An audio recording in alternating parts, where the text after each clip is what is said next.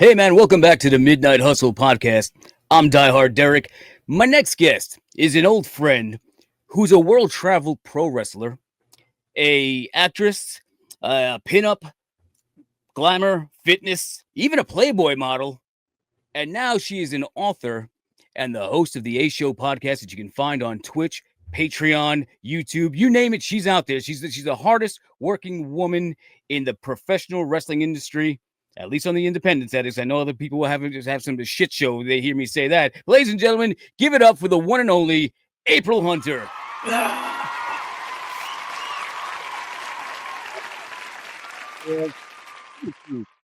How you been? Considering the state of the world, I've been doing okay. You know, I've been hearing a lot of that lately. You know, people are just in nonstop panic, losing sleep at night. I'm like, look, if they're not knocking on your front door, just do what you do, continue going through life, and don't let it impact you. You know, to me, the whole thing's be kind. You know, be the best version. If what you see out there is so fucked up and so ugly, be that better person. Don't give into it. A lot of fear vibe, a lot of fear porn going on. Yeah, we can't succumb to that. Mm-hmm. So. Yeah, it's heartbreaking. But look at you, man. Like, it's so funny. I saw you. I want to say it was last week during Halloween. Yeah. And girl, you have not changed. If anything, you're operating in reverse. I told you, and I'll say it here. You've aged 14 minutes in the last 20 years, and if I dare say, you look better now than you ever have. I don't know what you're doing. God, thank you. That's very flattering. I appreciate that very much. I don't know. I've only had step kids, no real kids, none of my own. So I think that's part of it. So I see what people go through with having kids. It seems like it is the single hardest thing that anybody could do. Mm-hmm. And I think that, I have not had to deal with that kind of stress on that level. So to all the parents out there, major props to you all. Yeah, I don't know. I feel like Florida agrees with me, I guess. So you've been down here how long now? Since 2010, so 15 years. Okay, so I came down in 2012, and it's crazy. I think we might have bumped into each other at a couple of conventions just passing by, but we have not connected, like, even on this level in 15 years.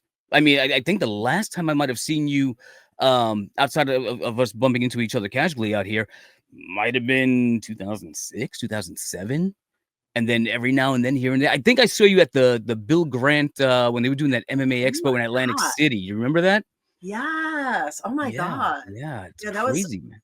That was Scott Epstein. Scott Epstein and some guy, Jim Jefferson, I want to say his name was, running that entire event. Which is, it's funny because I recently came across some video at that event, that Bill Grant bodybuilding competition that I'm going to say it was rigged. I hate using that term, but it was rigged because, you know, Jackie Gator Haas looked phenomenal, but, you know, because she was a former WWE star, she went out there and they clearly wanted to give her the trophy. Ironically, you're the one who presented her with the award at night. We've got yes.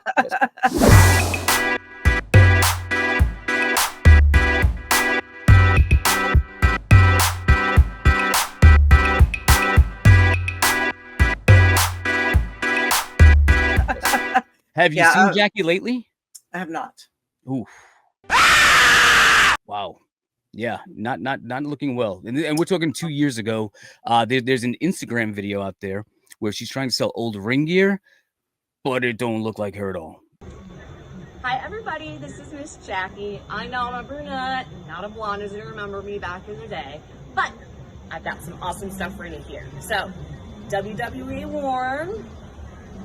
This is television, okay? So do your homework, find the promo. And I walked out to the ring in this guy. I'm sure I wore it for a house show or so too.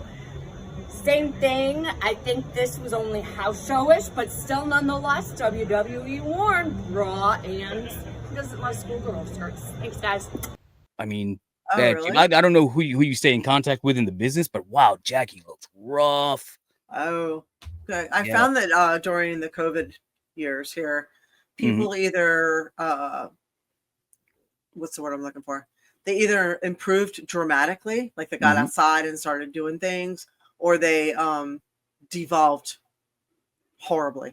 So I went to a wrestling convention up in I think it was Pennsylvania, And there was people there. I wasn't sure who they were because they looked so different. And I was like, I think you're such and such, but I don't know. Yeah. Because you look so different now. Time is undefeated, but shit, it doesn't have to beat your ass either. So it's been rough. And like you said, the pandemic was hard. A lot of people, especially let's say in your situation where you're going out and you're making a living, meeting people, selling merch, doing the cosplay stuff like that, and the world shuts down. Yeah. A lot of people couldn't handle that. Mentally, it takes a toll. Financially, it took a hit. Unbelievable. But how did you get through the pandemic? Well, Derek. You're late now, right? No, it's funny that you mentioned that because I had already, so I went back to school in 2016. So I went to Full Sail University for my degree. And I got out in 2019 for my degree in I was going to say wrestling for entertainment, writing for entertainment. So I was glad that I graduated in 2019 because a few months later, all of this hit. Matter of fact, if you were in Florida at that time, so you know that we got the very freshest alpha version of COVID, and it hit us real hard here in Tampa Bay. I guess I want to say Thanksgiving, Christmas. So I mean it's COVID-19, so it hit in 2019. Right. And then kind of everything sort of shut down. We only shut down for about a month. And then everything else, all my other bookings everywhere else disappeared because it was like 2.5 years. I wasn't allowed to go back home to Philadelphia for 3 years. My aunt and uncle were just like, wow. Right. So like all my stuff, everything, LA, I was supposed to work in Dubai. I was booked in Canada. I had Texas Comic Con. I was booked for WrestleCon, WrestleMania.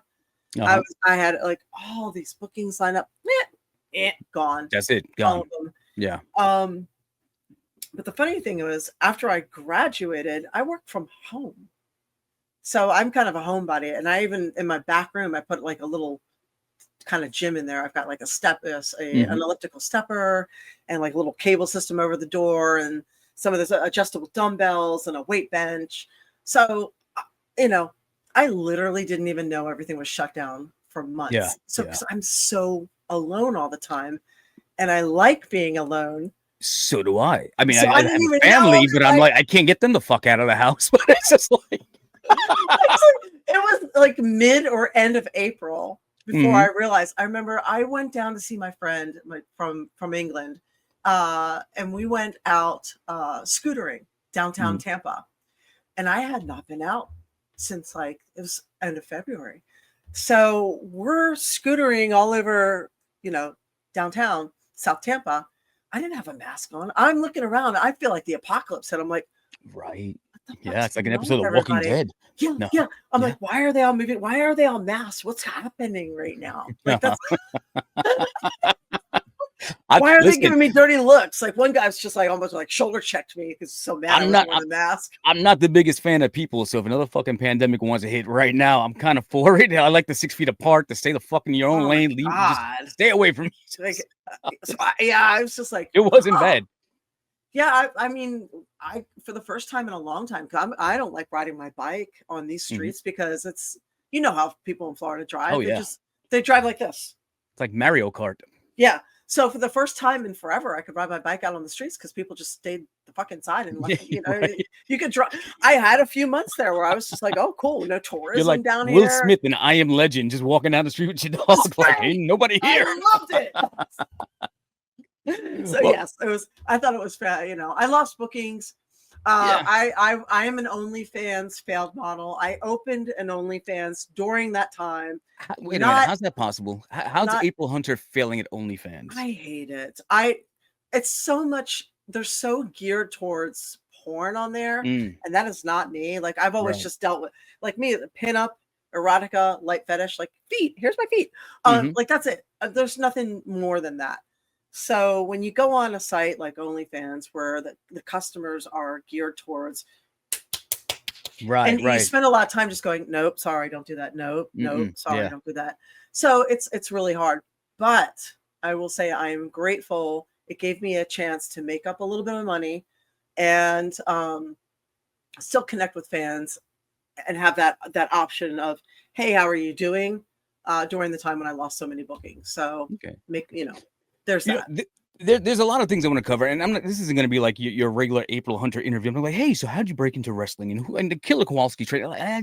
You can get that somewhere else. Yes, April and I are going to have a conversation here, but I want to kick it off with the fact that I don't think that you get the credit that you deserve for being one of the pioneers of modern day women's wrestling. And anytime that I discuss it, I was always a big advocate. For those who don't know, April and I worked together for Billy Firehawk's promotion. That was a Cyberspace Wrestling Federation that converted to NWA Cyberspace. I came on a couple of years after it had launched. I was actually part of it when in the inception, and then moved away from it, came back later on in 2004. You were already there and established. And then we got to working while I took over as booker and fucking director, producer, whatever, writer, everything else that I did there. And it's hard. And I have regrets from that time when I look back at the product now and things that I could have done and should have done, but I was spinning so many plates at that time.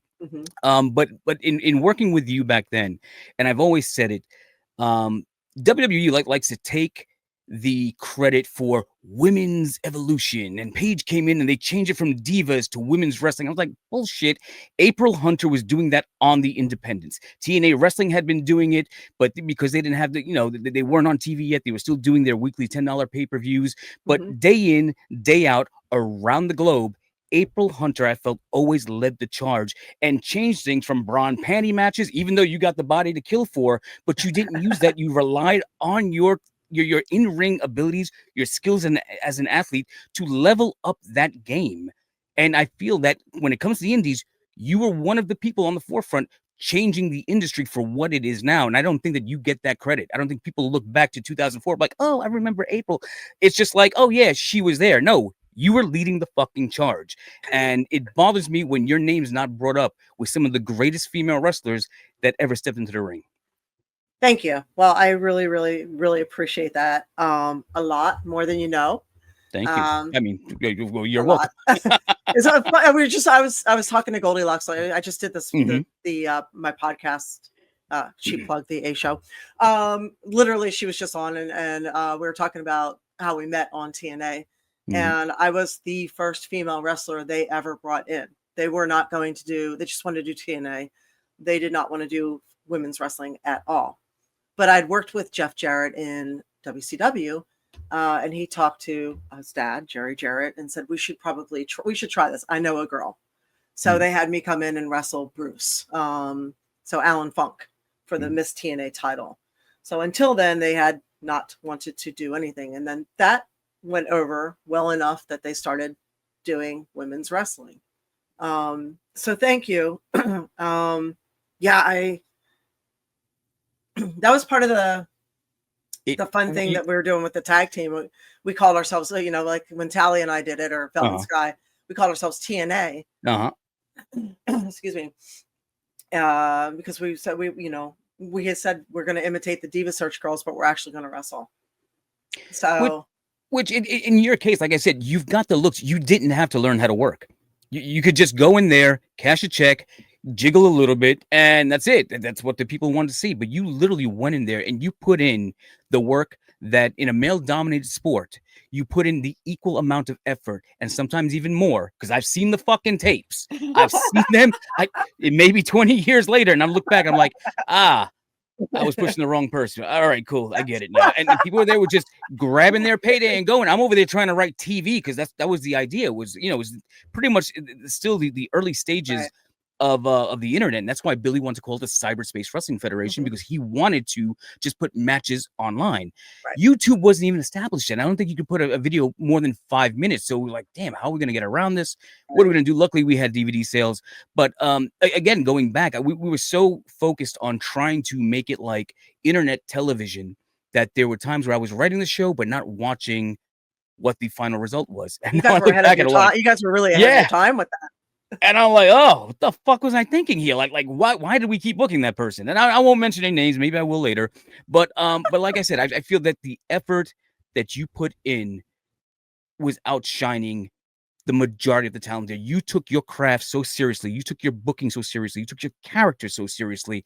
And it, like I said, it bothers me that when today I think I was always a big advocate for female wrestling. Do I appreciate the bra and panties matches? Do I like seeing titties pop out?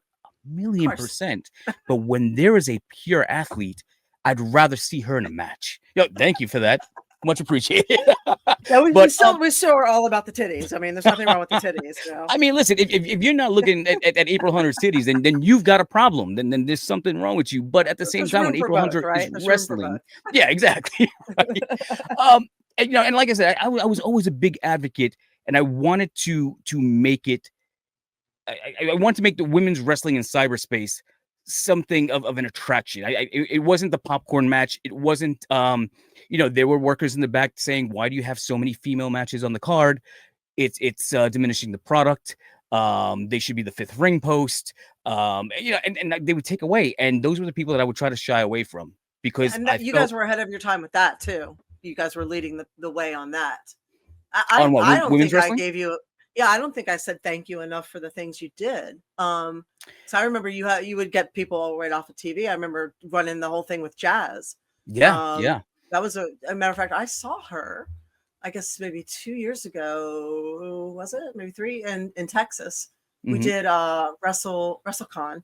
She came up to me. She's like, "Hey," she goes, "I just watched our match back again the other day." She goes, "That was a really fucking good match." So was that the only match that you guys ever had? No, we had a series. Well, I know for us we did. Oh, together? Yeah, I think so. We may have worked one other time, maybe for WXW for Pops. Okay. Yeah. I'm not sure though. I feel like it's funny. I feel like I've worked so many people, I've forgotten how many I've worked with. It's like you've been in the ring. So many people have touched you. I forgot half of them. So yeah, I don't remember, but I do remember the one with you guys. It's funny because I took a lot of shit in those days only because a lot of the homegrown talent gave me shit because Billy was booking way too many TNA guys. It was like, oh, this feels like a TNA farm system. And when I brought Jeff Jarrett in, that was the plan, was to turn cyberspace into the TNA farm system. And I had been talking to Jeff. He was like, well, you should get with Hermie Sadler and then, do these shows and we'll bring it out to Tennessee and blah, blah, blah. The problem is that there were too many stooges around and it impacted the product and people were looking out for their own benefit, especially when we took over the NWA monarchy, so to speak, to have that name in front of cyberspace and the people that came with that name and the reasons, the politics behind it. And it just got they got fucked up, bottom line. But what my goal always was, and especially for talents like you and other talents that were on the card, was to get you in the ring with people who have that TV experience so that you can work with them, not necessarily learn from them, but maybe get that rub from them where Jeff will say, man, let's bring April to TNA. That'd be a great match. Let's bring Josh Daniels. Let's bring Mike Krul. Let's bring this one, that one. And then we would be that farm system because you've already been in the ring there. You've proven what you can do with their talent. Now let's go put it on a bigger stage. And I feel like a lot of talent didn't see it that way. And they felt that that TNA was taking their spot. I'm like, dude, we're a fucking indie promotion. We're doing this for you, not against you. I'm the way I'm booking this card is so that way you're in the ring, sharing that ring with them, but also auditioning for the guy who owns TNA in the back. And, at the end of the day, did it work out? Obviously not. But I feel like a lot of the talent that we had on that show or on those shows, it was up to them to figure out where their journey was going. So when cyberspace closed down, I was disappointed that I didn't see more April Hunter out there on television. I'm surprised that Jeff Jarrett didn't pick you up, having known you from WCW, having worked with you in cyberspace, that he was like, hey, first round draft pick, I got April Hunter. What happened there? Well, why didn't you get those opportunities?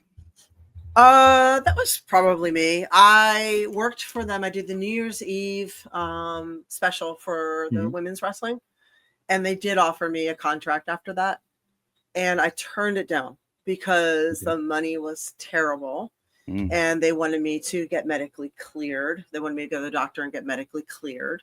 They also were only going to pay if you're being used, so you could get down there and sit. In my experience with WCW, we sat in the back a lot, and from what I saw with them too, there were a lot of people sitting in the back a lot. So I I was like, look, I don't want to sit in the back and not get paid when I could be doing other things and flying here and flying there. And, I would rather not do that and then, sign my name and likeness and have to shut my site down, because that's how it is. You got to shut everything down. Right. So they would take over your life and then also take over your bookings. They wanted to also, everywhere you'd worked, and I had never really had an agent. Everywhere I worked, I set it up myself. So now all of a sudden they were going to agent me back into the places I already worked, but for more money, and they were going to take a percentage. Of course they were. So, or the same amount of money, and they were going to take a percentage. You know how it worked. Of course. You couldn't work with a TNA person without paying out. So it just didn't seem like, and I don't know if that was just me or just the girls or what that situation was, but it was not financially viable as much as I would have liked to have been there. But I'm baffled. You had such success on the independents with Talia, aka Velvet Sky, who became Velvet Sky by signing with TNA, and basically the gimmick that you were running with her of TNA, Talia and April, they converted into the Beautiful People. I'm like, well, why the fuck aren't they bringing April to do that? It made no sense. Was it because of the money? Yeah, basically. So they more or less took that and ran with it.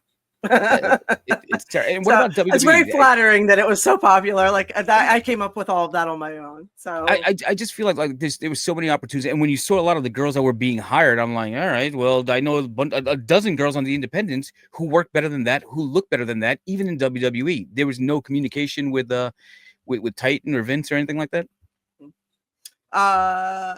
WWE did offer me a contract at one point to go to. It was a developmental. And was it OVW? Oh yeah. Okay. For that one, it was your classic, $500 a week, move to Louisville. The thing with them was they wanted. I have a real problem with control and freedom. So them again, you had to sign everything over. They ran everything for $500 a week. Them though, they wanted you to be single, so they weren't going to do it unless you were single. Like a relationship status, or is it as a team? Huh? No, like they didn't want you to tag team, or they wanted you to be a single. They wanted me to be a single female to go. Okay. Yeah. They didn't want you to have anybody at home bitching about okay. Right. So I could dedicate myself to 100% to learning my craft, as they put it. I was like, I don't understand how that matters. Like how is my ability in the ring to be like what? So yeah. Meanwhile, your male counterparts weren't getting the same restrictions. No. I thought that was a really weird ask. They hadn't even paid me a dime yet, and they were already asking me to dump, whoever I was with at the time. I was just like, that's what?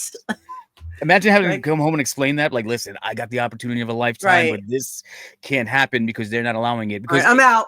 Sorry, bitch. and all this shit that you hear now, with Vince, and I don't give a fuck. I'm never gonna work for him, but you hear all the allegations between him and Laurinaitis and everybody. And I'm like, oh, is this just so that you won't have a jealous boyfriend knocking down the door because you're over here trying to do inappropriate moves, you're trying to shit in her hair or whatever the freaky shit that you guys are doing in the locker room? I mean, so it's weird for them to say, hey, listen, we'll hire you, but you got to be single. We can't have you and a boyfriend, with a hot head running around here. It's I don't know. It's a scumbag business. I fucking hate wrestling now.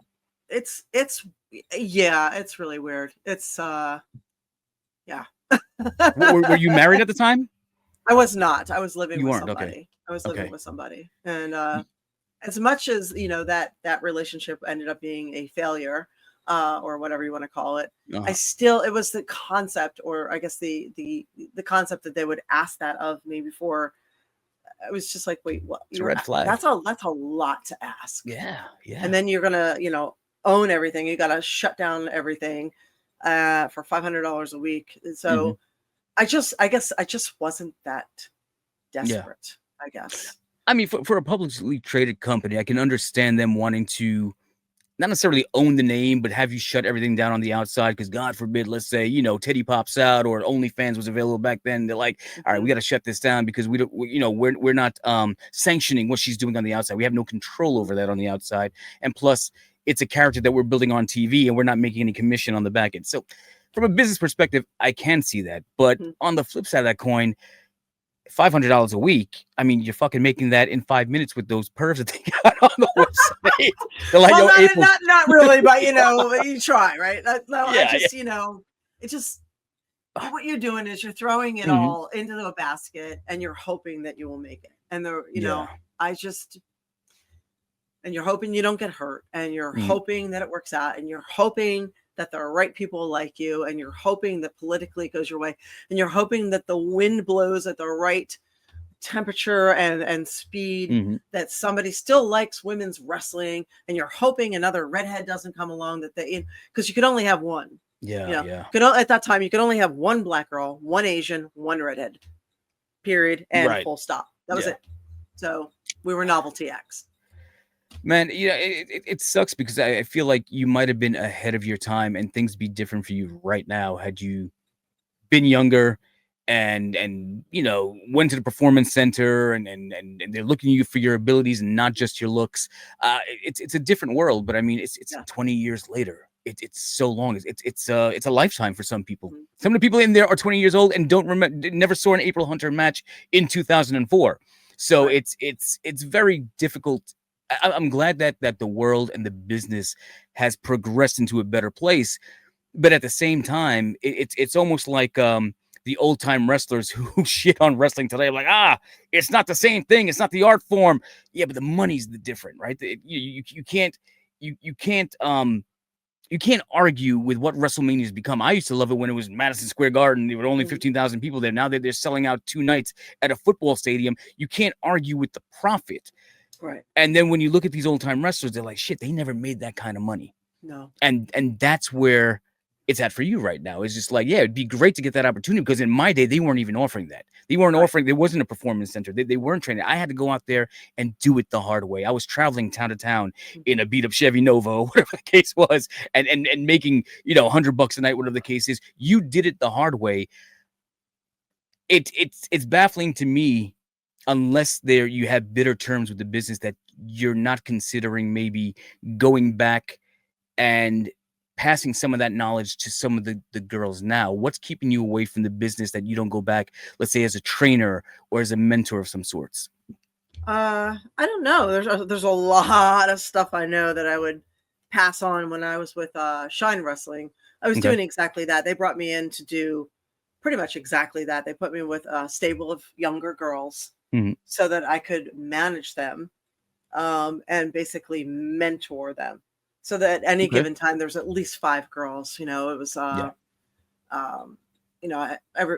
Sue Young, Evilise, Bonnie, Rain. We were in and out. There was girls in and out of the stable, and I was kind of, all right, guys, do this, and this finish might not make sense. Let's try it this way, and walk like a girl. You're walking like a guy. So I remember having this whole thing with this. It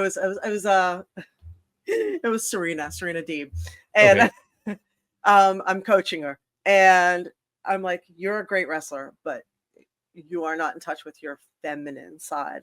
I said, you have to be everything. So I said, you have a banging body, you are a beautiful girl, but you have trained with men too much. You have to remember you are still a woman, and that people want to see a woman in the ring, not a woman pretending to be a man in the ring. So there's something about that. It's like almost like when you teach a girl how to work snug or stiff, she kind of grows a dick. I'm like, what the fuck? What are we doing here? Well, that was another one. I'm just like, great, you can do these fancy moves, but your kicks look like shit. Your forearms look like shit. You can't punch. Everything. Your lockup looks like, oh, get the basics down. So, my God. Yeah. So for a while, I know I think I had seen some stuff. You were doing like custom matches. Kill me. I hate them. Yeah. Yes. Talk to me about this. How do you get involved with that? As an athlete, as somebody who's Lexi 5. Okay. 5, yeah. Yeah. So I hate them with a passion. I do them because it's the only way for women to make money in this business. Yeah. So custom matches are where fans book the matches. They book some of the moves, who wins, kind of what you wear. you make money because they pay they pay money, and you can go and film a bunch of them at once. So you can go out and film anywhere from 5 to 15. But they're hard on you. There's no audience. It's what is it like in a storage facility? Yeah, basically, or a ring room, or I've seen somewhere it's just fucking padded mats on the floor and that's it. I'm like, oh, okay, like apartment wrestling back in the days. You used to find them in the back of Pro Wrestling Illustrated, the cat fighting and shit. Yeah. It's like empty arena matches, basically. Right. And some of them are now what they're doing is they're using them for pay-per-views. So they'll film an empty arena match. The girl gets paid, the customer gets his match, and now they're using them on their pay-per-view sites for downloads.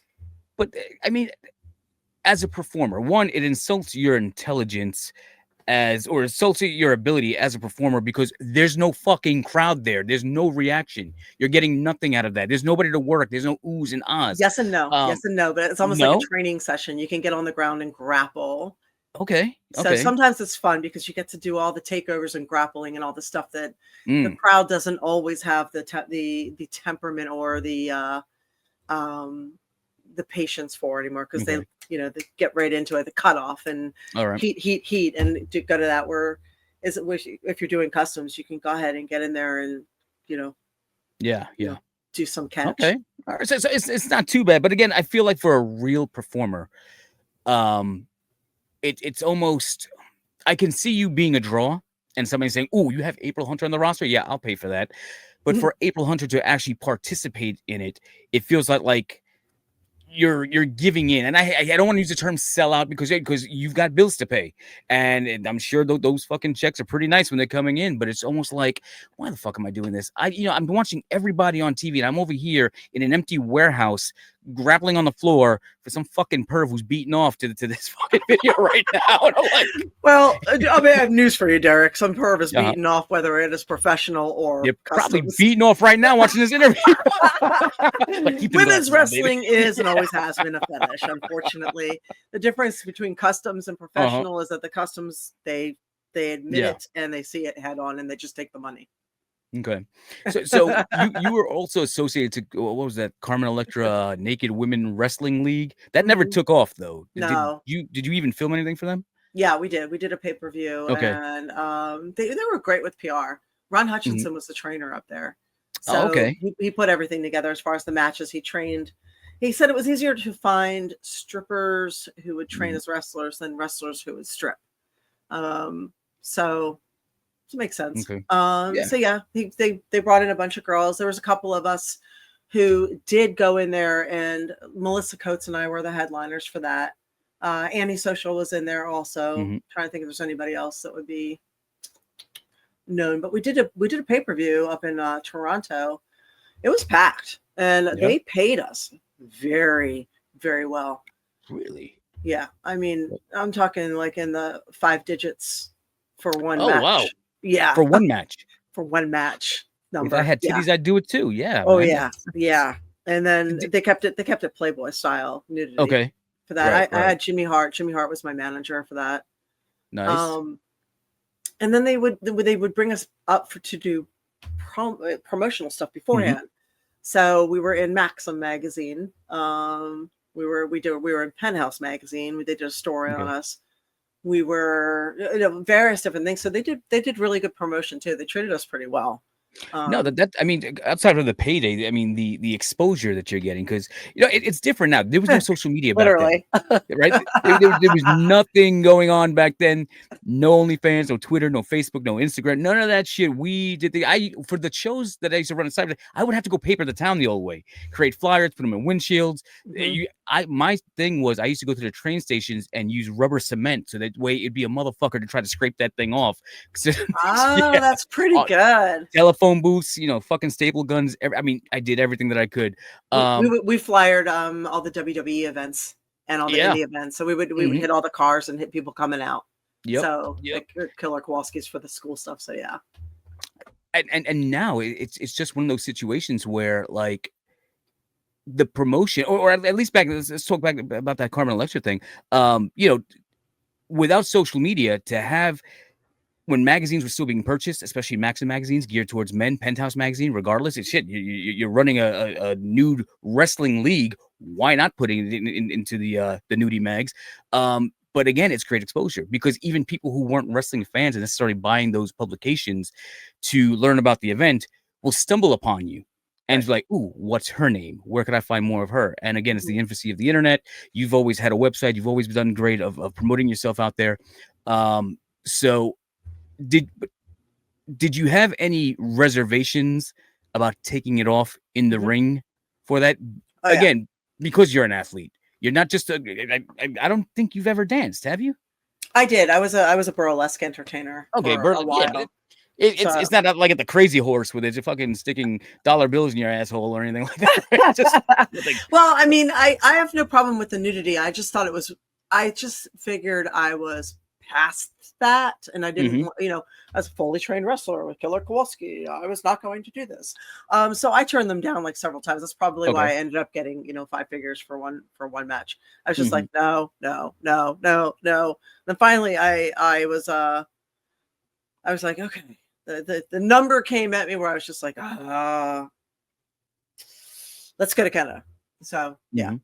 I mean, again, you really can't judge. I mean, it's an opportunity. It's not like somebody's running a porno site. It's not like you're having sex on camera or anything like. It's still wrestling.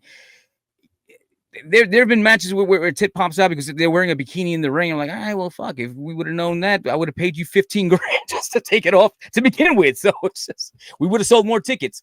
But getting back to getting back to weighing those two lifestyles. I mean, you look how you look. The mirror don't lie. But you also have the skills. But you also have brains. Is that a problem when somebody's booking you based on what you look like rather than what you can bring? Rather than using you for what you're built with than what they see on the outside? Not always. I mean, the element of surprise and being I guess what's the word I'm looking for? I'm sorry, this is my 3rd podcast today. I'm tired. No, please. It's all right. Not what I'm underestimate? Yes, no, that's the word. That's the one. All right. Yeah, I think under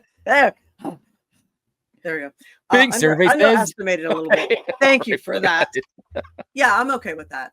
I'd rather be underestimated than overestimated, honestly. I mean, your looks obviously opens up a lot of doors, but I feel like sometimes a promoter or even a worker, whatever the case is, that there's a misconception because you look a particular way that they're going to think, oh, and she's a former Playboy model. This is going to be fucking easy. She's going to be, very popular in the locker room.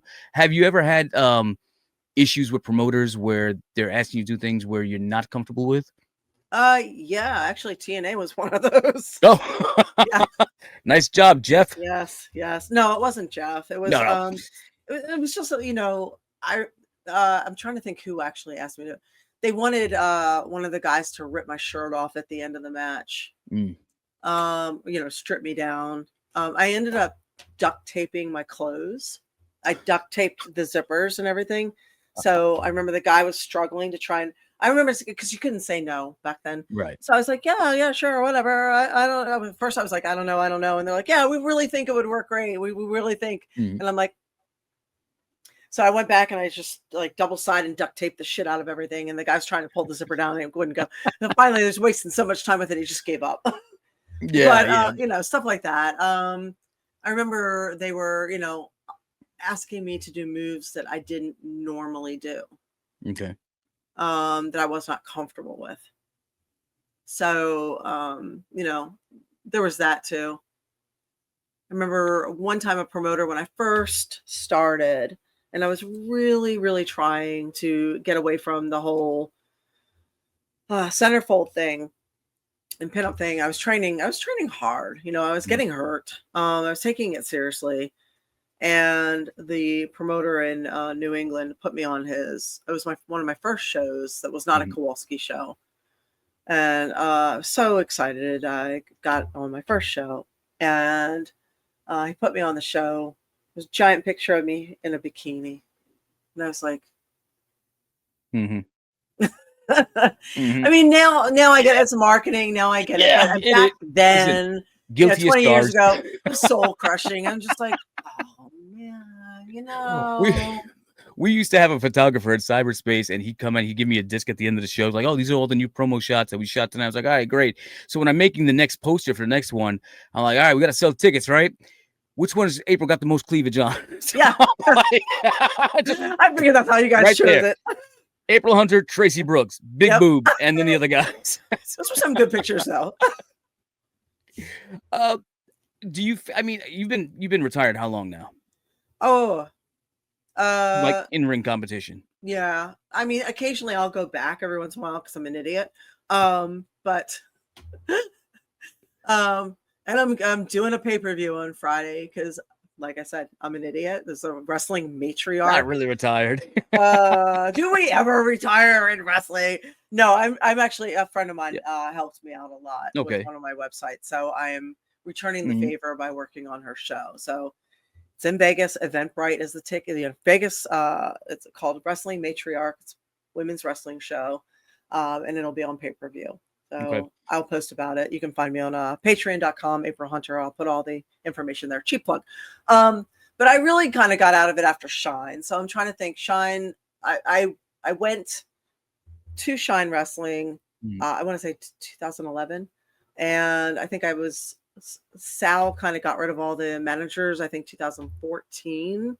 So that was kind of I was done after that, except for a few custom matches here and there. Did you end it on your terms, or do you feel like you've got unfinished business? No, I was good. I mean, I wanted to wean out anyway. So going from singles to tag to manager, I think I did a 6. It was a 6-on-6? Yeah, it was a 6-on-6 tag match, 1 hour long, with it was Jessica Havoc and Mia Yim. I mean, that was one of the last matches I had in the ring. With it was a pretty decent match with some of the better girls in Shine Wrestling. So that was I think that was one of the last ones. That was a fun match. What about the product today? Are you still following it? Are you watching the girls now? Are you critiquing it yourself? I'm not. No. So I don't know what they're. Is there a particular reason? It is like you're done with the business, you walk away from it, or is it like, is there something there that says, "Fuck, man, would have been great to have this opportunity"? I never loved wrestling. Oh, okay. I fell into it because of my height and what I look like, and right place, right time, or maybe I was the wrong place, wrong time. I don't know, but I fell into it. My love was always martial arts. I'd been in martial arts since I was like 10 years old. Okay. So maybe younger. I've heard you talk about the Saturday kung fu movies that they used to have on TV. Yeah. I still stop and watch any of the MMA and everything. So my dad started me with judo, and then I went on to taekwondo, and I fought competitively. That was one of the problems with Kowalski. Well, there was two problems there. First is I was hitting them for real, and second was I didn't want to fall. So because it's very unnatural to fall. So then you eventually learn you have to be comfortable, falling. Let me take this back a second before I jump into this next piece that I want to discuss. It was going to transition out. In doing the wrestling that you've done, you had it, you fell into it. You started with the NWO, working, one of the girls, NWO girls with Scott Steiner. Had that not occurred, had you not fallen into the business, what would have been the career path? I was still a sponsored athlete with a fitness. So I bodybuilding model? Figure model. Okay. Yeah, I was with Medrix at the time. I was still working, doing all the Ironman swimsuit stuff and Muscle Mag and competitions. I was a paid spokesmodel for other companies as well. I was working with Extreme Nutrition in the UK. So I was going around and working. I worked the Mr. Olympias and Arnold Classics and all the fitness and all the conventions. So I was doing that. So I probably would have stayed in the fitness business full time. So long term, like a promotional model, spokesperson. work in that area. Yeah, and compete. I went back and competed for a couple years when I was in Louisville. So I did I came in third in my class and then went to nationals and then competed in nationals in Chicago. Okay. So didn't you compete like within the last 10 years? I remember there was a point where you were fucking going crazy. You were shredded and starving yourself. Yeah. I hate the diet. God I hate it. I was like, it gets to the point. It's like you eat every 2.5 hours. And by the time you eat your meal of, 4 ounces of protein, a little thing of rice or half a sweet potato and like 5 almonds or whatever. By the time you finish your meal, you're already hungry and you're looking forward to your next meal. It's like, from the neck down, you looked incredible. From the neck up, you look miserable. Like, why am I fucking doing this? Yeah. My veins had veins back then. You look so angry. And my face had sunken in. I was so lean. Mm-hmm. So I remember people either loved the way I looked or they hated it. They're like, "Oh, I like the off season better." So now I'm trying to they're still kind of look at this. Hey, that's still sexy, man. That's good. We're still trying there. She's still jacked. She still looks great. It's fantastic. The reason why I bring this up is, and everybody knows that prior to getting into pro wrestling, you had been a Playboy model, and they assume naturally, like, well, she didn't get into wrestling, she totally would have gone into a career in porn. I'm like, then you don't know April Hunter. That's not who she is. Now with Life After. No, that's no. You did some nudie pics. Who wouldn't with that body and that look? But I mean, at the same time, going down that porn avenue is completely. A lot of people confuse nudity with porn. It's really that's strange. The thing. Yeah, like they don't understand that erotica is one thing. Like pinup and erotica is not the same as exchanging bodily fluids. You were Skinamax. You weren't Vivid. Right. So some things were implied, but it was more teasing. It was more voyeurism or exhibitionist, but never the hard stuff. And not that there's anything wrong with it. There's plenty of people out there who's making a great living on it. That's their choice. But again, they didn't know April Hunter. Now with wrestling behind you, you're doing a lot more in terms of becoming an author, writing a children's book, magazine model, cosplaying. I've seen you. You look fucking phenomenal as Black Widow and Jessica Rabbit. I mean, you're made for those. But what scares me, if I were in your boots or in your heels or whatever the case is, they use the term a lot now, the life of a showgirl. Are you worried about aging out? And then what's the game plan when that time comes? Oh, I've been worried about aging out for 25 years. Since you were young. yeah I thought, oh my god, like I remember I honestly can't believe I'm still doing this at this age. I'm blown away. I thought when I turned 30 my life was over. I was actually part of the reason I went into wrestling, because I figured I was in my 20s and I thought, I'm getting too old to model. No one is going to want to see me in my 27 years old and modeling. I got to figure something out. So wrestling gave me the opportunity to, I was like, well, I've always been athletic, this might work. That's the only reason I jumped, because I thought I was too old. Yeah. So the fact that I'm still getting paid to model or to do these things, I'm just like, every time it happens, I'm just like, wow, okay. I'm so lucky. I'm so lucky. I said in the beginning, you look better now than you ever have. I mean, you look vibrant. Again, you're not traveling, you're not taking bumps, so I'm sure that helps a lot. But I mean, you have a glow to you right now that you didn't have while you were working. When you were working, you looked like a grizzled athlete. Like you were taking it. You had a fucking black eye. You were still jacked up. You were exhausted. You're like, where's my fucking coffee? Because I gotta go. I was tired. I was hungry. You look a lot more relaxed now. I hated everybody. The preservation. Motherfuckers in the locker room again. Jesus. But your preservation. I mean, I feel you can go another 20 years. And again, I think we're around the same age range. You don't think so? I don't think I can go. By choice? I mean, listen, we were talking about fetishes before.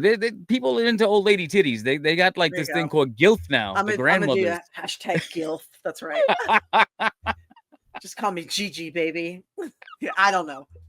My thing is, I'm also a landlord, so okay, that's Airbnb a good investment and stuff like that. Yeah, so I have some. I put some money into land. I own it. Well, do you ever own land free and clear? There are a couple properties that are owned free and clear. So that is That's funny too, because my friends with WWE, they always look at me and think I'm the one that's lucky because I didn't get with them and I ended up just buying houses. So like I just bought my houses in cash. I'm like, okay, you know. No, but it's a great investment. I mean, land's not going anywhere. As far as I see, I mean, we're overpopulating right now, and those people are going to need a place to live at some point. So the fact that you can house them, I think you'd be doing all right. Really? I think we're kind of underpopulating in a way. Do you think so? Really? Yeah. Well, I mean, I don't know anybody really having kids. I mean, this new generation, this whole Gen Z thing, you know, my daughter is going to turn 25 in January, and she's constantly telling me, I don't have to figure out till I'm 30. I'm like, I don't know who the fuck told you that, but it wasn't me. I didn't raise you that way. But again, they don't want to have kids now. If they have a kid, it's one and done. That's you don't That's see what I mean. bigger families. Yeah. But then again, you see other people who aren't doing financially well, and they're pushing out kids like fucking rabbits. And I'm like, yeah, well, how do you afford this? Idiocracy is a documentary. What's that? Idiocracy was a documentary. Oh yeah, yeah. So I don't know. I just know. It's like, it feels like a topic for the A show. Oh, we have talked about this. We have talked about this. Yeah, honestly, I'm gonna. I know you may not have raised your daughter that way, but I really don't think that people need to worry too much until they are in their later 20s, early 30s, because you do have more time than you think. They do try, and society does try and pressure, and you don't necessarily need all that pressure. And I love that Bill Gates, after telling us the world was going to end and climate was going to destroy us all, and then we need to go to net zero carbon this week, guess what? It's not going to be a thing. Climate change apparently is not a thing. It is not going to be a disaster. Everybody who put your life on hold and did not have children, and you made your decisions based on that. I'm sorry if you were depressed and dealt with feeling like there was no hope in the end of the world. But Bill Gates decided that. I didn't think it was that bad. I believe in climate change, but I don't think it's as crazy as people like they're saying that the fucking Mayans are going to come in 2012 was supposed to wipe us out. I do see that. I mean, this guy. not to talk political or anything like that, but it's a good transition talking about the A show. I feel like there are people out there, like I know April Hunter, and April Hunter is a free-thinking individual. Yeah, and I don't think us not dying in a climate crisis is a really political. I think everybody. No, I mean, and again, we're gonna get to that. But have you gotten any shit? Because I've seen people just trying to fling shit at you, calling you a conspiracy theorist with some of the topics that you talk about on your show. I've always been a conspiracy theorist. Yeah. Oh, so you are. So you have. So yeah. All right. So, and again, I think it's okay for people to have their own opinions. That you're entitled to that. I may not agree with your opinion. Like I'm on the fence with the climate change thing. Like I've seen things changing, and I've seen Al Gore's his documentary Inconvenient Truth and the sequel later on. And I've seen what's going on, especially here in Florida. I've seen the ice caps and the polar caps melting and things are changing, right? They are. It's getting warmer. Does it mean that it's going to be our demise? I don't know, but again, taking it back to the bigger picture, how do you handle the criticism that you're getting from people with your opinions? And there's nothing wrong with you having an opinion, but when people start saying, she's a fucking kook, she's a conspiracy theorist, it's like, let her fucking do her, man. Like, what's the problem? My answer to that is time will tell. Because I have not been wrong yet. Yeah. That's okay. One single thing that I said did not end up coming true. And here's why. I put a lot of time and effort and into what I say. I don't say it just because I feel it. Because I have feelings towards something. I say it because I've done a lot of research and I'm paying attention to what's going on. And I have a lot of pattern recognition. I can recognize patterns. Yeah. I know a lot about history. I travel a lot around the world. I talk to people. I have friends. I'm connected all over the place. So I'll ask people what's happening in your area. So when I put things together and say, this is what's coming, pay attention, and somebody calls me a conspiracy theorist, my answer to them is, okay, time will tell. So the reason why I bring that up is because I know when you started the A show, you had a co-host, pro wrestler Aaron Stevens. Mhm. And I know that Aaron is trying to get some gigs in Hollywood and stuff like that. And I wasn't sure. Clearly, he's not on the show. I don't know if it was but assuming maybe trying to get into Hollywood, he was like, maybe if I were associated with a lot of these theories, it's not a good look for me. Do you feel that maybe some of your viewpoints, the fact that you're sharing them publicly and openly on a platform, with your podcast to a global audience, that maybe it'll hinder any of your growth? I don't know. It's one of those things. I wish I didn't do it. I wish I didn't have to do it, but I feel called to do it. I feel like some of that is my purpose. But again, there's nothing wrong with it. And there's an audience for what you believe in. And those people will tune in. I'm just concerned as somebody who has to make a living off of the podcast. Sponsors, for argument's sake. They might be like, that shit's too hot for me. It's a little bit of a hot take. I can't put money into that. Do you think that maybe some of the things you're saying, and not necessarily pushing you away as a person, like, she's fucking crazy, but from your product and your brand that's actually bringing your income in, you don't have a filter. You don't have a line. You will say what's coming to your mind. And I've got the same. I'll tell you, Pfizer's not going to sponsor us. That's for sure. We're not going to get the pharmaceuticals. Girl, I've got the same problem too. My mom was like, "You got like whatever comes out here. There's no proofreader. There's no gatekeeper. Just right out your fucking mouth." And I do it too because I think it's funny. But I don't think that the things I'm saying they could be taken offensively. I've never meant any harm by it. I've never been discriminated. I've never discriminated anyone. But in your case, where the things that you talk about, let's say climate change, vaccines, government issues, foreign affairs, things of that nature, could be sticky for particular businesses to want to invest in your brand. Where are you at with that and saying, all right, maybe I'll talk about certain things, or maybe, I don't know. Again, this is how you make your living. And that's my greatest concern for you, is that like, fuck, there was $1 that could have been in my pocket. Now it's running somewhere else because of something I might have said or a belief I might have shared. We're pretty much like fuck it. We're just doing it. That's it. Fuck it. We're the moderate voice of reason. We're not on any, there's no political affiliation with us. Right. We try, we call it, we're big picture thinking.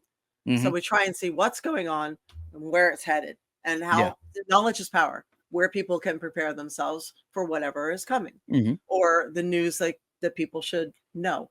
Let me give you a little example. I'll give you just a taste. Here we go.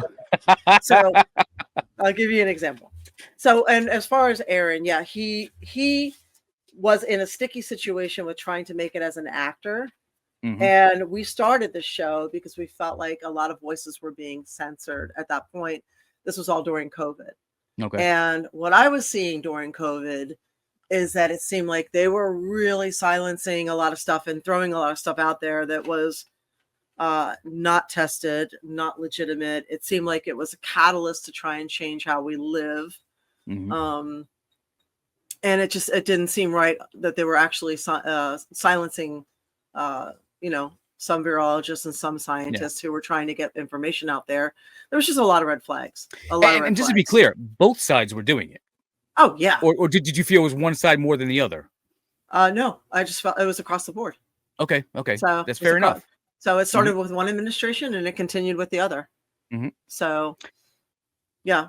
So I mean, and without getting political, I mean, I feel like one administration is pushing the fear of and sometimes the fear is what keeps you safe. But then if you're living in fear, you don't know. All the truth. Governments unite with fear. They always have. But then on the flip side, the other administration was in complete fucking denial, and I'm like, dude, check the scoreboard. It don't lie. So it's almost like you said, you've got to do your own research. But when you're questioning the people that make those decisions, how do you know who to believe? It's getting harder and harder to do research with AI and things like that. I mean, a lot of people will believe a lie very quickly, but when they get something where it's factual or truth, they'll question it over and over and over again. And that has always been, I think, a key goal, where they want us questioning our realities, where it's to the point where we don't even know what's real and what's not, unfortunately. Well, one of the things we covered tonight, the military is now going to be financed by private equity instead of publicly. So this means shareholders must have a return. So how do you have a return when it comes to military and weapons? You can go to war. Do the math. So these are things that the public doesn't know. These are things that we discuss. Here's another one. 90% of the internet just disappeared and no one's talking about it. Google searches. 90% of the internet? Wait. Give me that again. 90% of the internet disappeared? Just basically disappeared. When you do a search, Google is now only showing the top 10 corporate headlines instead of showing pages and pages and pages and pages. And why this matters is because AI is training. So they need the long tail of things like blogs, podcasts, Reddit, Quora, websites, so they can get more of a rounded training, not just a pay-to-play corporate headline. So, I mean, and Google is pay to play. But if AI is what's going to end up taking everybody's jobs in the very near future, and it's based on it scouring the internet for all that knowledge, making sense of it, and condensing it into one response based on your prompt. How does AI know that the information that they're taking is accurate? Well, that's the problem. It's training right now. So there's a race. There's a race for AGI. Are you familiar with what's going on? The difference between AI and AGI? A little bit. Okay, so whoever comes up with a workable model of AGI will win. That will be the model that we all use from then on out. That would be the Cyberdyne. They will be the ones that run everything. So we have to hope that it's not Sam Altman, because he's trying. Incidentally, Sam Altman also has WorldCoin, which is what they want to start using for us as the UBI, the Universal Basic Income. So these are not conspiracy theories. People can call it that, but they are. No, I've heard about the universal basic income. I don't ever see that happening, mainly because there's greed in the world, and you can't change humans. So if everybody's treated equal and paid out equal, they're gonna be like, well, what do I have to do to get more? And AI doesn't factor that in. It's scary because my shoot job, I'm like, AI could definitely do what I do, and I'll be out, and then what? Yeah, when are they going to release that basic income, right? Like, then what the fuck do I do until they're like, yo, cut my first check? You'll start learning to paint, and you'll learn to speak another language. Shit. I fucking paint like I got Parkinson's. You don't want to see that. You never know. So here's a couple more. Google GPS, right? It's rerouting people. Businesses are now paying to encourage certain routes. So if you're finding that your GPS is taking you the long way, there's a reason for that. A lot of people don't know this. Or veterinarian offices, they're trying to turn that into the same healthcare that we have. So Mars, the candy company, has now bought a lot of veterinarian offices. They're corporate owned, and BlackRock is funding all of that. So your $300 vet bill that used to be is now a $1,500 vet bill. So, and they also have bought Chewy and some of the others. So they're buying the pet food, and they're the vet offices. So the food, the medical, kind of like us. So we have a food and drug administration. Somehow we have normalized this. Is that even still active? Was that one of those things that Elon was like, yeah, we don't need this anymore? We really don't. FDA? But, but so there's some of the things that we talk about that people think are conspiracy theories. So did you talk about this with Goldilocks? Huh? Did you talk about that with Goldilocks? No, we talked about her career. Oh, okay. I thought Goldilocks was that conspiracy stuff too. So I was curious to see what her take was. Yeah, we do like about a half hour of news that you're not aware of mostly. And then we bring on some kind of really super cool guests. So where you at with aliens and UFOs?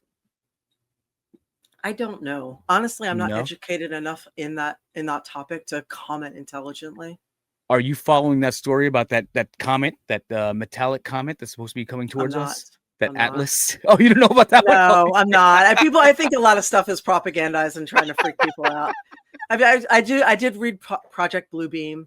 Okay. I am aware of the possibility that they could be trying that. I don't know. I do think that there's got to be a more intelligent life than this, right? It's got to be. We're not special. We're not special. This fucking little marble that we're on, it ain't the only one. Look at the solar system, right? We're on the outskirts. We're like in the redneck Hicksville area, like the center. April. Aliens live. This is a hot take. Aliens live amongst us. They're here already. Probably. You ever see Men in Black? Oh yeah. All right, so you know when D'Onofrio gets the farmer's outfit, he's like, oh, he's wearing his Edgar suit all fucked up. Yeah. Go to Zephyr Hills. You see a bunch of people in Edgar suits out there. Right? They're like, yo, where'd you find those mutants for the X-Men? In fucking Zephyr Hills. That's where you find them. Oh my God. Yo, it's a mess. And for people out there who know what Zephyr Hills is, that's a place in Tampa, Florida that, trust me, look, I was on Facebook not too long ago and somebody was like, oh, I just moved to Tampa. Is there any place else in Tampa other than the Lowry Park Zoo and the aquarium that I can go see animals? I was like, yeah, go to fucking Zephyr Hills, the Walmart. Yeah. Incidentally, that's where they bottle our spring water. Yeah, I don't drink that water. April, I'll drink my own piss before I drink that Zephyr Hills water. So I'll drink it. I'll do it. Fuck it. Let's see how it goes. Hey, speaking of hot takes, all right, and I don't think this is conspiracy. I think you would know this from experience. You had a hot take about Chyna, and a lot of people gave you shit saying that she was not that you said she was not a victim. Give me a little. We were talking about the country. I'm like, which one? Oh no, not that Chyna. No, we all was it the organ donation thing? Okay. Chyna the wrestler, Joni Lauer, former WWE wrestling superstar. She broke a lot of barriers in the business. Yes, she did. But in doing so, after leaving professional wrestling, she ended up telling her story and sharing her story of how she got into the business, but then what happened to her after the business and how she was blackballed. She ended up in the porn industry herself, but there's a long storied career there, and unfortunately, her demise. But you have a hot take in terms of the real story that you may have experienced yourself in your brief meetings with her and what you had seen backstage. Is there anything you can share? I don't remember discussing that, but remind me what I said. Oh shit! I don't want to put words in your mouth, right? So, give me a generalized thing. I remember you just saying, a lot of the things that she said wasn't necessarily done to her. It was things that she could have avoided herself. So she wasn't necessarily a victim. She portrayed herself as a victim to help herself get ahead. Something along those lines. Well, from what? Okay, so again, this is what I was told. Again, first off, I will say that women in wrestling at that time that she got in was probably truly difficult. So she was swimming uphill, I'll say that. What Walter Kowalski told me was he set things up for her. Now her book reads differently. Okay.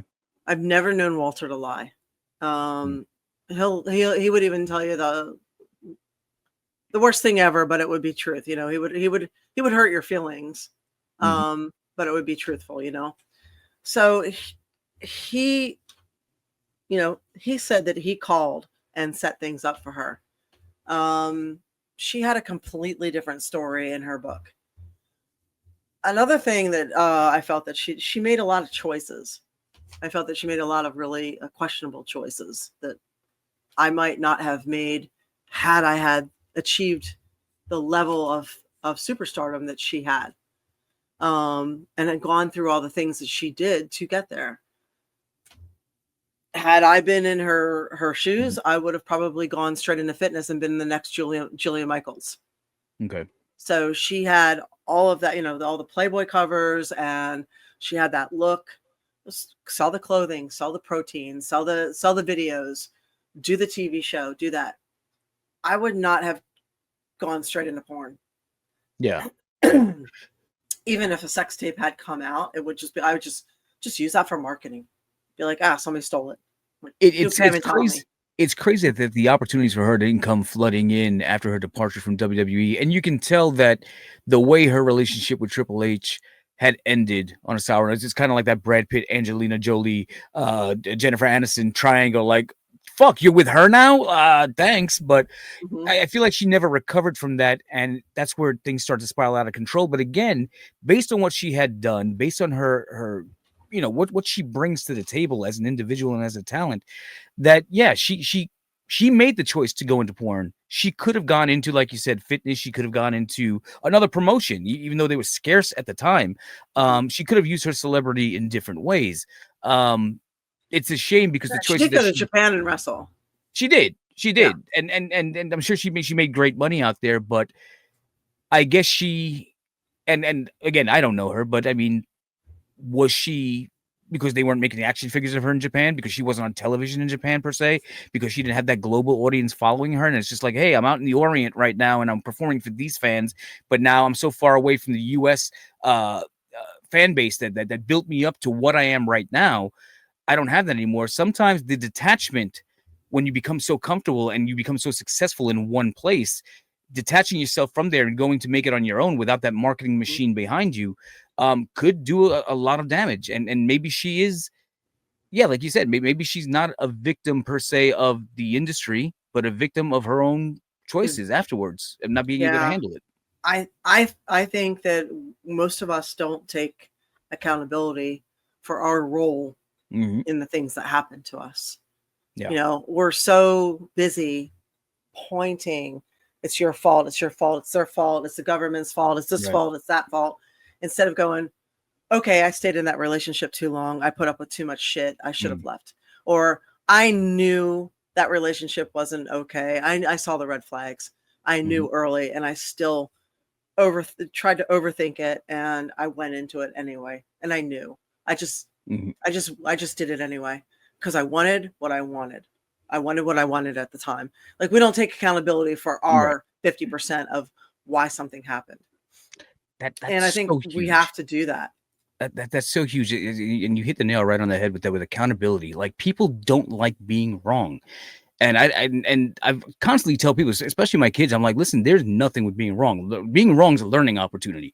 You've just learned, you've just tried something and failed, and now you know for the future you don't do that shit again the way you did it. And being accountable and owning your own shit is so difficult freedom these days. Yeah, it's also freedom. You'd be like, okay, this is what I did. I saw, you know, so that you don't do it again. Yeah. And with her, I worked with her on a film. I worked with her at conventions. I worked with her on fitness conventions. And she was always in a different mental state. Like, she was, there was something going on with her as far as something. She was never stable. You know, she lost her power to choose, I think. You know, and I can gave understand her power away. When desperate times call for desperate measures, and if you're unknown and you got to do shit you're not proud of, but you got to do it to get by, I totally understand that. We've all been in those places.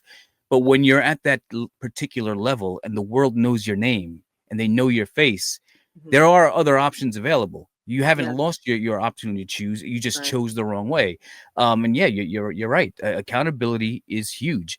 But it also sounds like, you know, you've taken accountability for your mistakes in your past and decisions you made. And I've done a lot of dumb stuff.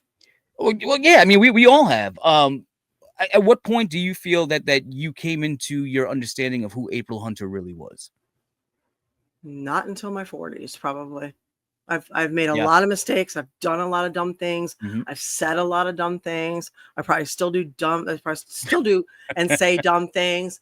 You know, I do believe the earth is round. With all my heart. Wait, round or flat? Round.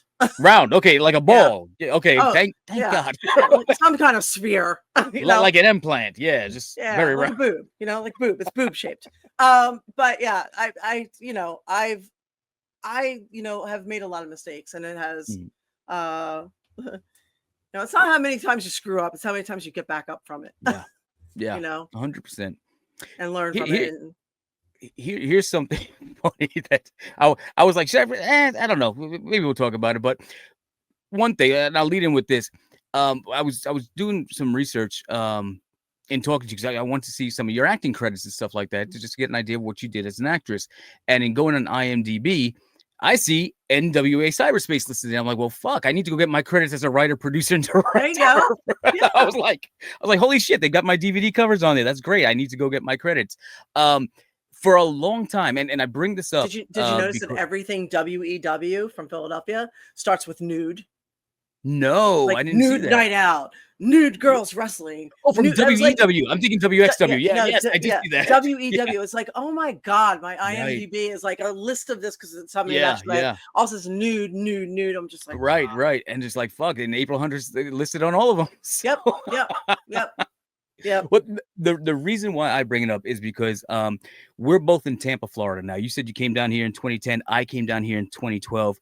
Mm-hmm. Creatively, you said something a long time ago that really struck a chord with me, saying that our creativity, our talents are a gift and a curse because people like us who are very good and excel at what we do creatively, people want that. They need that. They need April Hunter there because she looks so good, because she's interacts with fans. They need me to write something or produce something for whatever the case is. At the end of the day, they don't want to pay for it. And it drives me fucking crazy. I'm like, I can't pay my bills. Don't value it. Yeah, they don't value it. I learned that really fast when I came down here and I started working with the radio stations, and they were like, $9 an hour, or I was like, yeah, go fuck yourself. $9 an hour. Florida's terrible with pay. But it's funny because I see that, and I see what you've done creatively, and how you've grown so much since we last spoke. But ironically, we've both been down here about 15 years, and we haven't connected to collaborate on anything until this very moment. And for 15 years, and probably a little bit longer than that, because Cyberspace shut down in 2007, I thought you had heat with me. And I didn't understand why. I kind of had an idea why, and I wrote about it back in the day when there were blogs, because I felt like there were things that weren't discussed. But I thought you fucking hated me. You were just avoiding me like the plague. No, like, I remember working hate anybody. That guy. I'm trying to think if I hate anybody in wrestling, but no, I actually am really grateful for all the opportunities you've given me. I really am. I probably didn't say that. I just walked away from wrestling for the most part. I'm trying to think if there's anybody in wrestling that I hate. No, you were going through some shit at the time, and it's a strong word. Well, yeah, but all right. That's why you heat. I said, all right, she got heat with me. I didn't say it was white hot. I don't think I don't even think I have heat with it. I don't. I mean, people might have heat with me, but I don't think I have heat with them. I don't care enough to have heat with somebody.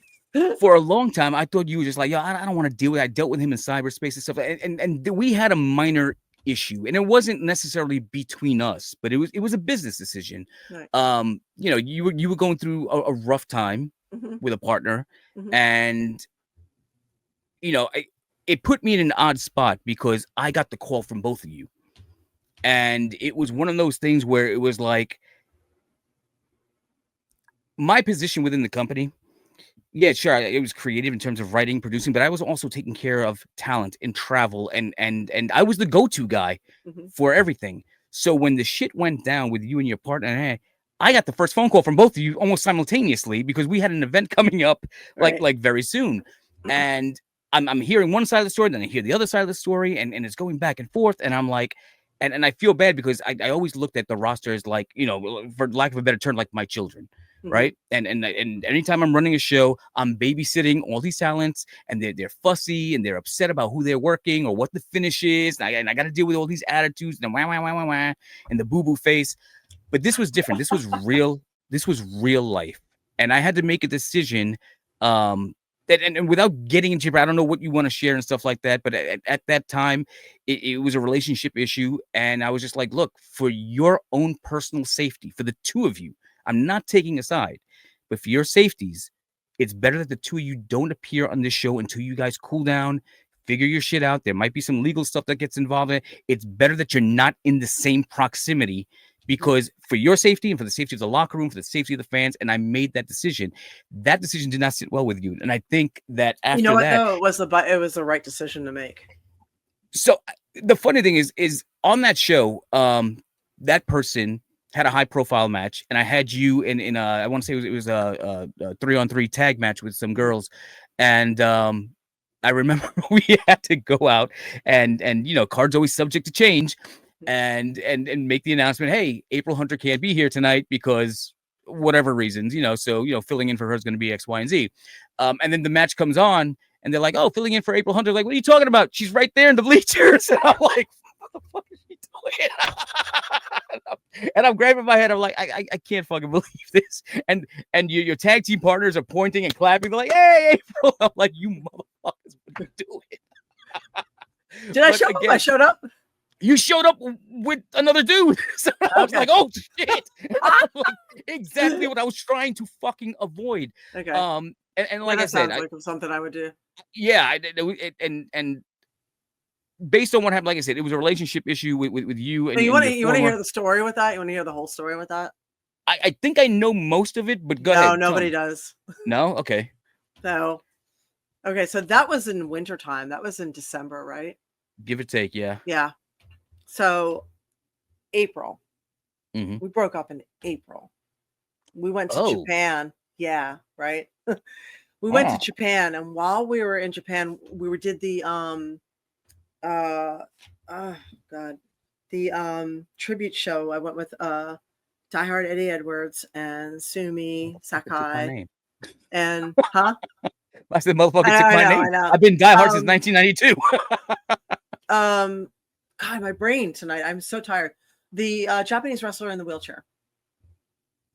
Oh, yes. Name slips me, but I know who you're talking about. Right. We did a fundraiser for for him and his family. So we worked over there, and while we were there, some stuff went down, and nothing major, but we were in what's called a weekly mansion, like a hotel. It's just what they call that over there. And we were in separate beds. And I looked at him and I said, when we go home, we're done. And he's like, yeah, all right. And I'm like, no, we're finished. Mm-hmm. This is going to end. We are finished. So, and he just sort of shrugged. So we went home and he would not leave the apartment. And I tried to get him booked on tours so that I could move him out in the process. While he was away. Yeah. Right. While he was away. Okay. Because it was probably the safest thing to do. Nobody wanted him without me. Like, they wanted the team. So I couldn't get him booked. So I'm stuck in this apartment. The apartment complex said, because of both our names were on the lease, that they couldn't change the locks. I couldn't do anything about it. So I'm stuck. So this is April, May, June, July, August, September, October. Meanwhile, I'm going back and forth to tours. I'm doing tours in everywhere just to get out of the house at this point and get away from them. So I'm in France. I'm in Japan. I'm in Germany. I'm in wherever they'll take me just to get out, because he's not going anywhere. He's refusing, flat out refusing. So November comes, December comes. Actually, it might have been more like January. It was winter time, though, I know. So at this point, I started seeing somebody else over like Christmas. I met somebody on a tour. This is like nearly a year later at this point. Right.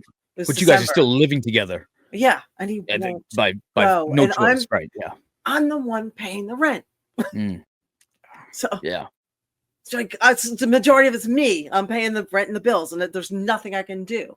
So when I started seeing somebody else and he found out about it, he freaked out and like literally lost his shit and tried to kill me. So I remember that phone call. Yeah, that's difficult. What happened. And he ended up, I remember I threw my phone under the couch. And he was like strangling me. I hit 911, threw it under the couch. It took forever to show up. So they ended up breaking down the door and tasering him because he ran. They tasered him twice. Wow. So yeah, he was real serious about never leaving, never letting me leave. That was never going to happen. So, and unfortunately, that was not the first time something like that happened. I covered up for him. There had been other situations where the police came. Again, like I said, I've made bad decisions and I've made mistakes and all kinds of stuff, and we learn. I remember one time the police came and I put on a robe and covered up, and like neighbors are saying there's violent stuff happening. I'm like, we were watching a horror movie. They're like, so you're okay? I'm like, oh yeah, I'm fine. Just it's just mortifyingly embarrassing. And when you are dealing with that, and it's so easy to say, why don't you just leave? It's all your stuff is there. You can't. Sometimes you can't just leave. So that's what happened. Yeah, no, I remember getting the phone call. I don't know if it was the night it happened or the next day, and it was bad. Oh, he went to jail. Yeah. So I ended up getting that call because we have that show coming up within maybe a week, 10 days, whatever the case is. I heard the side. So again, didn't know that you guys had split already. Didn't know that there was issues in the relationship. So when it was presented to me, it was just like, she's with this other dude. And I'm like, that don't sound like something, but yeah, I can, from a guy's perspective, I can understand. And then I got the call from you, and you tell me what's going on, and then the abuse and the level that it got to, and I was like, fuck, that's not good at all. Yeah. But if there is a third party involved, I can't have that at the show for your protection, for the fans' protection, for the locker room. I don't need shit blowing up, and then I'm over there trying to run a show, and then something else is going on in the crowd or backstage. I was like, hey, listen, take the time off. And I talked to Billy. I was like, listen, we got to unbook them from the show. I know they're advertised. And Billy was like, look, I'll fucking pay them their thing so that way they don't miss the booking. But I remember from both sides, it was like, well, who's more valuable to the promotion? And I'm like, don't put me in that spot, because at the time it's still a male-dominated promotion. That's one of our headliners. But you meant so much to me as well. And I was like, you can't put a value, but in a male-dominated promotion, you got to lean towards the male. But I don't want to make it about that, because the males are a dime a dozen. Well, workers like you weren't. Thanks. So it just put me in a bad spot where I just thought that the best thing to do was let you guys figure it out on your own, cool it down without bringing that to the show itself. And then we can figure it out, because at that time we were doing like maybe 9 shows a year, or trying to push to 9 to 10 shows a year. And I was like, we can put them on alternate shows. So yeah, you won't have every single consecutive booking, but we have every other booking, and we'll alternate back and forth. I don't think we ever got to that point with you. And it was one of those situations that completely crushed, because we had so many things planned, and I feel like you never got your proper blow off with Jazz, which we had discussed doing in a cage, which they didn't do women's cage matches. And you were like, yo, I'm going to fucking gig for this match, and I'm going to be bloody all over. I was like, oh my God, April, that'd be fucking fat. I don't want you to do that to your face. We'll get like ketchup packets or something like, but you were so committed to it, and we never got there. And I feel like maybe I don't want to say it was a misunderstanding, because it wasn't a misunderstanding. I think it was just the heat of the moment and the communication, again, because I didn't see the violence I was going through from your end, for me to just to say, all right, we're going to get rid of him based on that. Because today, somebody that commits an act like that would be canceled immediately. That shit would be all over the internet. You would have had a blog post on Instagram Live showing bruises or knife marks, whatever the case was. It's a different world. And instead of me weird, though, I tried to keep my personal life very, very quiet. Yeah. It was embarrassing too, because here I was supposed to be this big tough wrestler, and I'm putting up with this shit. Yeah, but at the end of the day, you're still a woman, and no matter how tough you are, or you don't do that to a woman. All right, you don't put hands on a woman. Communication, and listen, I've been in a situation where I don't want to put. I would want to shake the shit out of bitch. Like, motherfucker, I can't. But at the same time, it's almost like, I've been there. I've been to that fucking level, and it's very difficult to keep your cool, especially when you're in love and there might be an outside source. But again, you guys had already been going through that shit, right? I'm not privy to this information, and for me to make a decision or be put in a spot to choose, I thought it was best to cut it down the middle and keep it fair, so that you guys were safe. And if there were legal things that had to take, whatever was going to happen, sort your shit out, and you're always going to have a home here. What hurt me the most was that you never came back home, and we didn't do things. And even when Firehawk passed away and we had his memorial, you didn't respond to my emails about taking part on the show. I was like, fuck, she really don't like me that much. She's still mad at me. I was like, damn. So when I came down to Tampa, I was like, oh shit, well, let me see who's in Tampa. Let me see who I can connect with. And you were like one of the people at the top of my list. And I just felt like there still might have been a little bit of distance with us. So I don't remember a lot of it. And I also probably wasn't, I loved Firehawk. He was a good guy. Oh, it's the fucking best. So I'm sorry I missed that. I may not have even gotten the email. Yeah.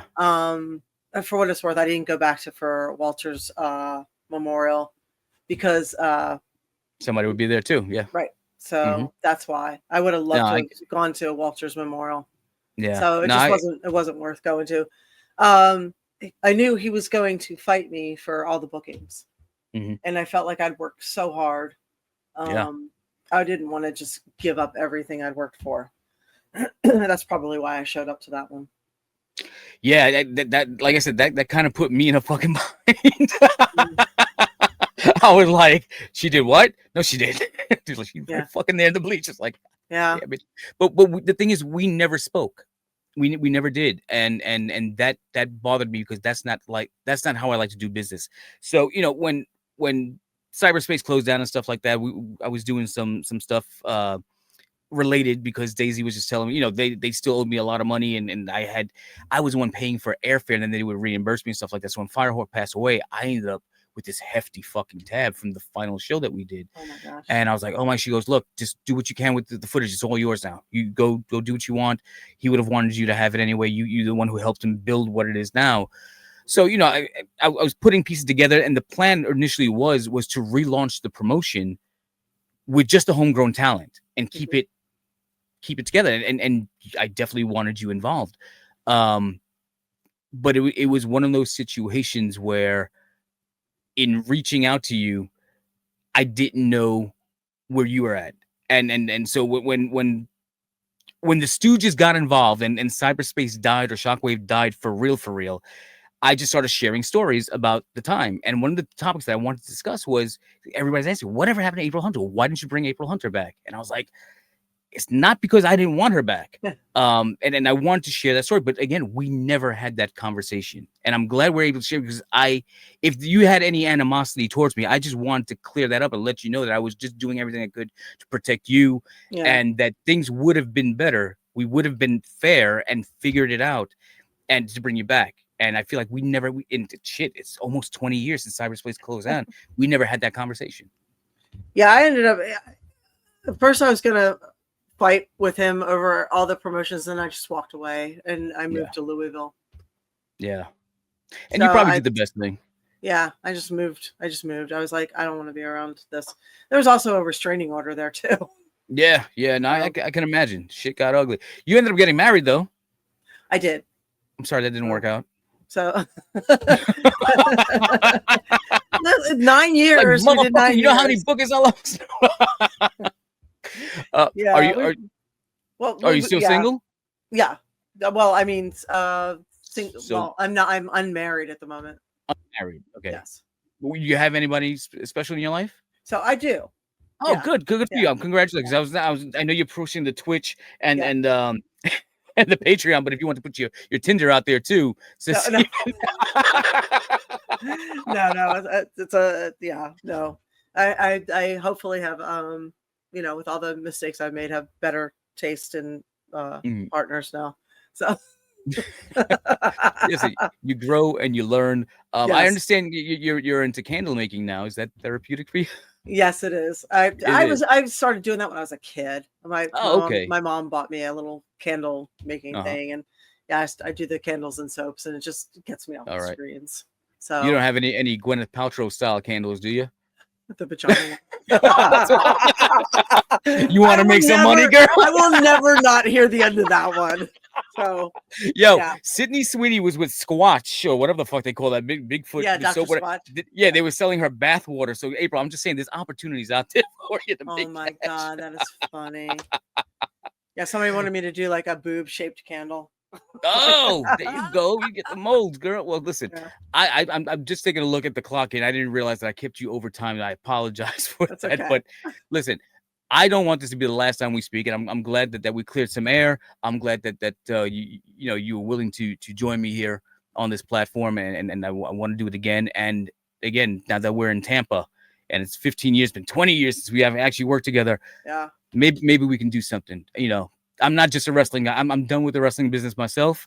I'm into producing. So if we can do something, collaborate out here in Tampa, I think we're long overdue to make up for that lost time. Sounds like a plan. So before we go, why don't you tell everybody to do your shameless plugs right now? We're going to link them in the description. But tell them where they can find you, where they can buy from you. Give them everything. We have the A Show. There you go. That's on Twitch, Twitch TV, the A Show, or YouTube, April Hunter. We also, you can find me on Patreon, April Hunter. Instagram, Real April Hunter, Facebook, Real April Hunter, and Twitter, April Hunter. So voila. That's it. I I'm thought easy you to had find. you got an Etsy store or something like that? I do. Okay. Yeah, it's April's Sensations. Yeah, like There we go. ass. It's ass. It's ass. Oh, I like it. April's Sensations. Yeah. Oh, that's beautiful. You said you had an OnlyFans, or is that done? I do. Yeah, I always forget to promote it because I just hate it so much. But Okay. it's OnlyFans April Hunter. I'm just looking for all your sources of revenue just to filter that stream. But ladies and gentlemen, make sure that you support April over here. Like I said, one of the hardest working women in professional wrestling. Definitely on the independent scene, what she's been doing. You've got a book too. I'm sorry, before we go, that children's book. You wrote a children's book. That's nuts. I actually wrote a couple because of books. I know that you are you're a comic book model. What is it? Code Red. There we go. Yeah. No, I work for Marvel and DC too. You work for yeah. What's the inspiration behind that book? Huh? What happened? What made you get into children's books? I don't know. I love, I don't know. I'm a kid in my head. So I like to draw, and I like to write about, this is based on the Ugly Duckling. So did you draw this as well? I drew the original. I had a friend of mine who redid it. So yeah. So and that's great. Aaron Stevens helped me rhyme it all together. So you're a fitness, and not a fitness model, but you're a comic book model, right? Yeah. Mm-hmm. You're doing things like Code Red. You got this book out, which is for children. For the adults, you've got, what was the other one? Stripper Viking too. Oh gosh, I have Stripper Viking, Code Red, Sirens, which is a George Perez comic. Oh, George Perez. A few others. I have another book on Barnes and Noble that I'm blanking out the name. Undisclosed Darkness. Yeah. So you've got material for the kids and their dads. That's fantastic. There you go. So, yes. Like, Daddy, what's that comic? Like, look, this one's for me. You fucking read about the dog. Well, April, I want to thank you for your time. Fans, make sure that you go out there and you support April Hunter. Like I said, she's out there. Some people give me shit because they tell me that I do too many things. I have my toe instead of, they say put your foot in the door. I'm like, I got my toes in different areas. Yep. And they're like, you should really just drill down and focus on one thing. But it's so hard when you're creative. And then, like you said, it's the gift and the curse. Well, do you have ADD? I've never been diagnosed. Okay. Do you? A lot of people who are all over the place, they have ADD or ADHD. So they find that that's what keeps them sane, is doing a little bit here, a little bit there, a little bit here. For me, I just don't like to get bored. So I like. Me neither. And I'm also awesome at everything I do. So it's I don't think you can get bored. I don't think it's not physically possible to be bored. But I find that, doing this, that, and the other, a little bit here, a little bit there. So, when I'm my downtime, I'll just, I'll paint. So I'll do my little. Oh shit! Look at you. So, you're a natural born artist. Everything that you touch is something that it's fantastic. So again, fans, make sure that you're going out there. You're supporting April Hunter. Make sure you're checking out her show, The A Show, on Patreon, Twitch, and also available on YouTube, I believe, right? Yes. Yep. YouTube, right. April Hunter. So thank you. I appreciate it. Make sure you. I hope I'm your favorite conspiracy theorist. We will definitely talk about that. But ladies and gentlemen, our time is up. I'm DieHard Derek. That's April Hunter. This is the Midnight Hustle. Can you dig it? We're out of here. Can you dig it?